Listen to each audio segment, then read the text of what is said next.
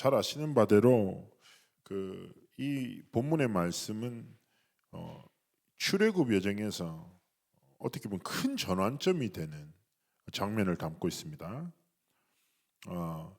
이제 절대적이었던 지도자였던 모세가 이제 하나님의 부르심을 받고 새로운 지도자가 세워져서 가나안 정복이라는 거대한 사명을 딱 앞두고 있죠. 그리고 이제 광야 40년이 마무리되면서 가나안 땅에 이제 들어가야 되는 중요한 시간표였습니다. 뭐 당연하지 않겠습니까? 그 여호수아가 가지고 있었던 두려움들, 왜냐 워낙 뭐 대단한 지도자였기 때문에 큰 부담이 있었죠. 그리고 또 현실 앞에는 가나안 민족 자체가 이제 거인족이라고 합니다. 그래서 굉장히 힘도 세고 저만한 사람들이 가득했다는 얘기겠죠. 저보다 큰 사람들. 그리고 성읍도 굉장히 견고하고 현실적으로 가능한 일인가라는 생각도 많이 있었을 거예요. 그러나 이때 가장 중요한 것은 무엇일까요? 정말 어떻게 보면 전환점이 되는 중요한 시간표에 여호수아에게 임한 게 무엇입니까? 하나님의 말씀이에요. 그래서 인생마다 좀 중요한 뭔가 한계를 만나거나 중요한 방향이 새롭게 되는 전환점을 만나든지 이정표가 세워지는 인생들이 있죠. 근데 중요한 것은 그런 중요한 선택의 순간에 여호수아는 무엇입니까? 하나님의 말씀이 뭐예요? 명확한 삶의 태도와 명령으로 임한 거죠. 그래서 중요한 것은 무엇입니까? 우리의 삶의 모든 여정을 걸어감에 있어서 기준이 무엇입니까? 분위기, 여론, 사람의 말이 아니라 사람들이 이런 선택을 하니까 나도 그 선택을, 이런 분위기니까 나도 이런 선택을, 이런 말들이 들리니까 이런 선택이 아니라 뭐예요? 하나님의 말씀 앞에서 뭐예요? 하나님의 중요한 뜻과 계획을 향하여 딱 선택하기 원하시는 것입니다.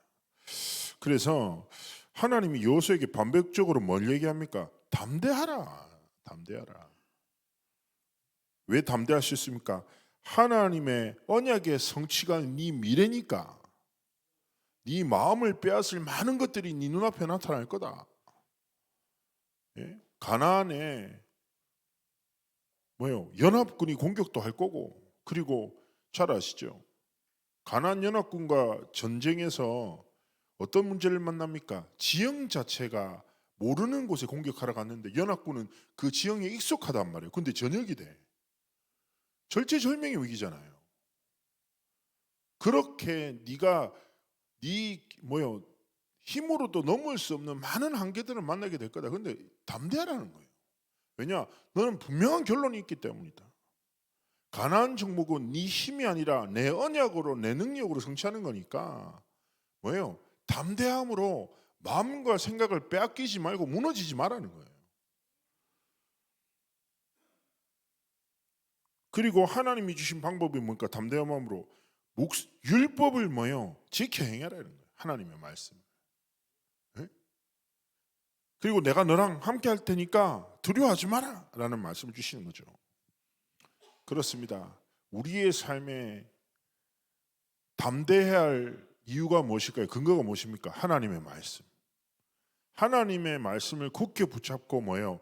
담대한 믿음으로 두려워하지 말고 우리의 삶의 가장 중요한 딱 시간표 앞에 말씀 앞에서 하나님 앞에서 선택하고 하나님 앞에서 도전하고 하나님 앞에서 시작하는 여정을 걸어가기 원하시는 것이죠. 그래서 중직자들은 어떤 사람입니까? 말씀 붙잡고 가장 앞선 사람이에요. 어디에요? 가나안 정복을 향해서 딱 앞장서서. 성도들이 두려우면 가장 먼저 합니까? 몸이 뒤로 빠져요. 사람이 본능적으로. 무서우면. 제가 전에 고등학교 때인가 그 군대 귀신 들린 이제 아는 형님의 누나가 발작을 했었어요. 그 뭐 너무 잘 아는 상황인데, 근데 이제 그때 제 기억하는 게 원래 윤재숙 전사님이 조사 때였어요. 간사. 옆에서 막 영적 싸움 하고 있고 저는 고등부 리더들끼리 옆에서 훈련하고 있었거든요. 너무 발작이 심하니까 저희가 훈련하고 있는데 윤적 주사님이 사람을 보내서 저쪽이 너무 심하니까 전도사님 좀 와달라고. 그래서 그때 제가 귀신 들린 사람 막 발작한 사람을 거의 처음 볼 때였단 말이에요. 너무 무서운 거예요 나는. 그래서 내가 아무 말도 안 하고 자 그러면 방이 있으면은 먼저 들어간 사람이 안을 채우잖아요. 나도 모르게 회장이라는 고등 회장이었거든. 애들 야 안쪽부터 앉아라고 다 들여부르는 거야. 그날은 신발장 바로 옆에 벽을 딱 보고 앉았다니까. 왜 그랬을까요? 두려우니까. 나도 모르게 몸이 뒤로 빠지고 그렇게 되는 거예요. 그러면 중직자는 무엇에 앞서야 할까요? 다른 것이 아닙니다. 말씀의 흐름에 가장 앞서야 됩니다. 그리고 전도와 선교와 렘넌트 운동에 가장 앞서서 본이 되어야 되는 거예요. 왜 그런지 아십니까?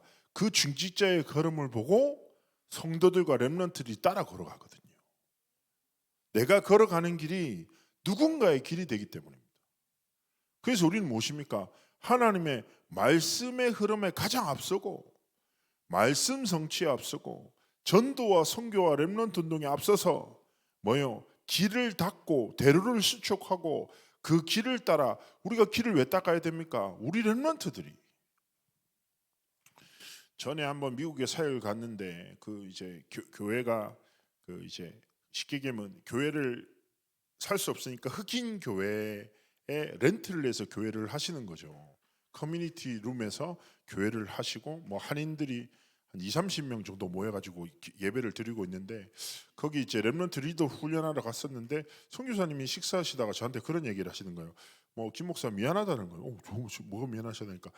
내가 좀 목회도 성공하고 해가지고 이제 우리 후배들 앞에서 좀 인기 해야 되는데 교회당도 없고 막. 그래서 내가 너무 이제 당황스러워서 목사님 무슨 말씀이시냐고. 목사님이 이렇게 복음 붙잡고 이 길을 걸어오셨기 때문에 이렇게 교회가 세워지고 이 교회에서 렘넌트들이 자라나고 있고 저 역시 그로 인해서 이 현장을 보게 되고 이 현장을 이어나갈 또 중요한 현지 렘넌트 제자도 크고 있고 하나님이 하신 선교사님 통해서 하신 일은 너무 놀라운 일이 아니냐고. 교회당이 뭐가 중요하냐고. 하나님이 교회당에 계시냐고. 교회를 지키시는 거지. 너무 감사하다고 이렇게 말했던 때가 있어요. 그렇죠.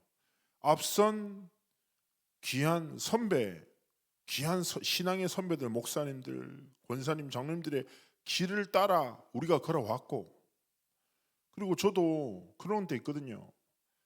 정말 부끄러운 얘기지만 가끔씩 초등학생들이 그런 얘기해요. 저도 목사님 같은 목사님이 되고 싶어요라고 하는 말이 나를 잘 모르는 거지. 그래가지고 막 그런 애들이 해외나 국내 가면 몇이 있어요. 그래서 내가 신중하게 생각해라 뭐 이렇게 얘기해 주는데 그러니까 누군가가 또 저의 삶의 길을 따라 그 길을 따라 걸어가고 그런 거 아니겠습니까? 하나님 앞에서 무엇입니까? 우리가 무엇에 앞서야 되겠습니까? 어떤 인생들은 매국노로 그렇죠. 나라를 팔아먹는 데 앞서서 뭐예요? 치욕을 후대에 남기는 사람도 있어요. 어떤 사람은요 나라를 위해서 생명 걸고 뭐죠? 중요한 가치를 남긴 사람도 있지만 우리는 무엇입니까? 하나님 나라와 하나님 나라 일에 가장 앞서서 행하고 내가 걸어가는 모든 길이 우리 렘넌트들의 여정이 되도록 하나님 앞에서 귀하게 쓰임받는 삶과 길을 걸어가기를 주의 이름으로 축복합니다. 우리 기도로 예배 준비하시겠습니다.